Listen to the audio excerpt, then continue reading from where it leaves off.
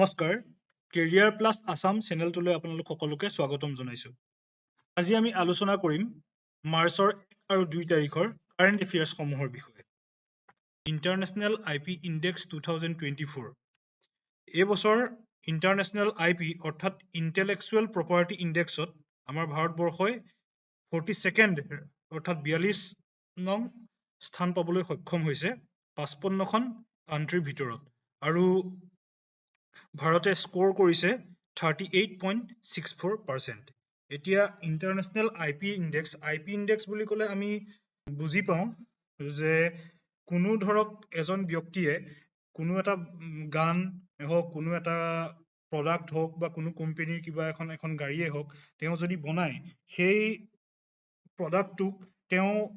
Intellectual property অৰ্থাৎ বৌদ্ধিক সম্পদ তেওঁ নিজৰ বুদ্ধিৰে তেওঁ বনোৱা এটা সম্পদ কাৰো সহায় নোলোৱাকৈ সম্পদ হিচাপে তেওঁ ৰেজিষ্টাৰ কৰিব পাৰে অৰ্থাৎ ইন্টেলেকচুৱেল প্ৰপাৰ্টি হিচাপে তেওঁ সেইটো ৰেজিষ্টাৰ কৰিব পাৰে ministry of skill development and এণ্টাৰপ্ৰিনিয়ৰশ্বিপে এমপ্লয়েবিলিটি আৰু পাৰ্চনেল ডেভেলপমেণ্টক বুষ্ট কৰিবৰ কাৰণে উন্নতিৰ কাৰণে স্বয়ং অৰ্থাৎ study webs of active learning for young aspiring minds plus platform বুলি এটা প্লেটফৰ্ম তেওঁলোকে ৰিলিজ কৰিছে ৰিলায়েন্স গ্ৰুপে ৰিচেণ্টলি ভান্ত্ৰা বুলি এটা ইনিচিয়েটিভ তেওঁলোকে গ্ৰহণ কৰিছে যাৰ জৰিয়তে যিবিলাক বনৰীয়া জীৱ-জন্তু এনিমেলছ তেওঁলোকৰ ৰেস্কিউ ট্ৰিটমেণ্ট কেয়াৰ বা ৰিহেবিলিটেশ্যন কৰা হ'ব আচাৰ্য লোকেশ মুনিক গ্লোবেল জইণ্ট পিচ এম্বেছাডৰ উপাধি প্ৰদান কৰিছে আমাৰ এক্সটাৰ্নেল এফেয়াৰ্ছ মিনিষ্টাৰ এছ জয়শংকৰে পংকজ কুমাৰ চেটাৰ্জীক তেওঁৰ কিতাপ ষ্টেলিনাৰ ডিভানৰ বাবে Ramen Roland book prize award 2024 প্ৰদান কৰা হৈছে আৰু এই ষ্টেলিনাৰ ডিভান কিতাপখন জেন ডেনিয়েল বাল্টাচাটৰ লি ডিভান ডে ষ্টেলিন নামৰ কিতাপখনৰ পৰা অনুবাদ কৰা হৈছে 1 মাৰ্চ অৰ্থাৎ আজিৰ দিনটোত জিৰো ডিছক্ৰিমিনেশ্যন ডে 2024 উদযাপন কৰা হৈছে আৰু 2024ৰ জিৰো ডিছক্ৰিমিনেশ্যন ডেৰ থিম হিচাপে to protect everyone's health protect everyone's right এইটো থিম হিচাপে গ্ৰহণ কৰা হৈছে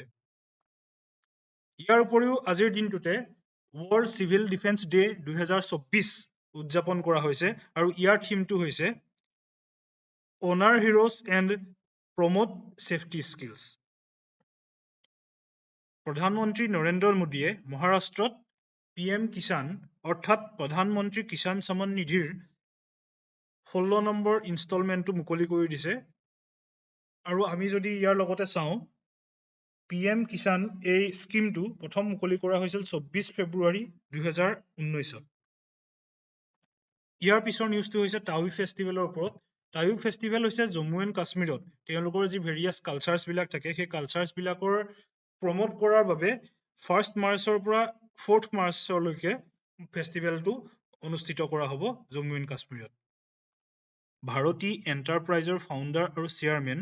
সুনীল ভাৰতী মিঠাল তেওঁক অনাৰেৰী নাইটহুড উপাধি প্ৰদান কৰা হৈছে ইউনাইটেড কিংডমৰ কিং চাৰ্লছ III দ্বাৰা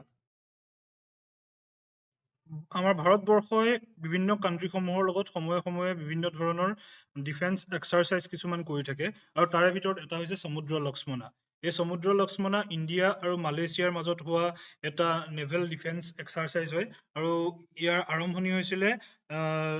যিটো থাৰ্ড ফেজ এই থাৰ্ড ফেজটোৰ আৰম্ভণি হৈছিলে 28 ফেব্ৰুৱাৰীৰ পৰা আৰু শেষ হৈছিলে আজি অৰ্থাৎ 2 মাৰ্চ 2024 তাৰিখে অমিত শ্বাহে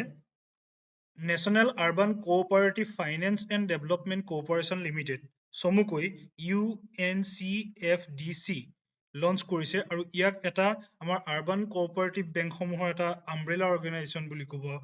পৰা যায় ইয়াৰ জৰিয়তে নগৰ অঞ্চলৰ যিসমূহ কোঅপাৰেটিভ বেংক আছে সেই বেংকসমূহক আধুনিকীকৰণ আৰু শক্তিশালী কৰাটোৱে হৈছে ইয়াৰ উদ্দেশ্য যাতে বেংক আৰু ইয়াৰ যিসমূহ গ্ৰাহক তেওঁলোক উভয়ে ইয়াৰ দ্বাৰা উপকৃত হ'ব পাৰে ভাৰতৰ ministry of women and child ডেভেলপমেণ্টে পোষণ উৎসৱ চেলিব্ৰেটিং নিউট্ৰিশ্যন শীৰ্ষক এটা প্ৰগ্ৰেম অৰ্গেনাইজ কৰে আৰু ইয়াত উপস্থিত থাকে women and child development and minority এফেয়াৰ্ছৰ মিনিষ্টাৰ স্মৃতি জুবিন ইৰাণী লগতে মিষ্টাৰ বিল গেটছ। এই পদক্ষেপৰ মূল লক্ষ্য হৈছে শিশু আৰু মহিলা বয়স অনুযায়ী ভাল স্বাস্থ্য পদ্ধতিৰ প্ৰতি সংবেদনশীল কৰি তোলা আৰু দেশত প্ৰচলিত যিবিলাক পুষ্টিহীনতাৰ কাৰণ বা প্ৰত্যাহ্বান বুলি ক'ব পাৰোঁ সেইসমূহক ফলপ্ৰসূভাৱে প্ৰতিহত কৰা। আজিৰ কাৰেণ্ট এফেয়াৰ্ছ আছিলে ইমানখিনিয়ে। PDF-টো আপোনালোকে আমাৰ টেলিগ্ৰাম লিংকত গৈ পেলাই ডাউনলোড কৰি ল'ব পাৰে। আমি ডিছক্ৰিপশ্যনত ইয়াৰ লিংকটো দিয়া হ'ব। আপোনালোকে যদি ভিডিঅ'টো চাই ভাল পালে তেনেহ'লে বন্ধু বান্ধৱীসকলৰ লগত শ্বেয়াৰ কৰিব আৰু যদি ছাবস্ক্ৰাইব কৰা নাই আমাৰ চেনেলটো ছাবস্ক্ৰাইব কৰি দিব। ধন্যবাদ।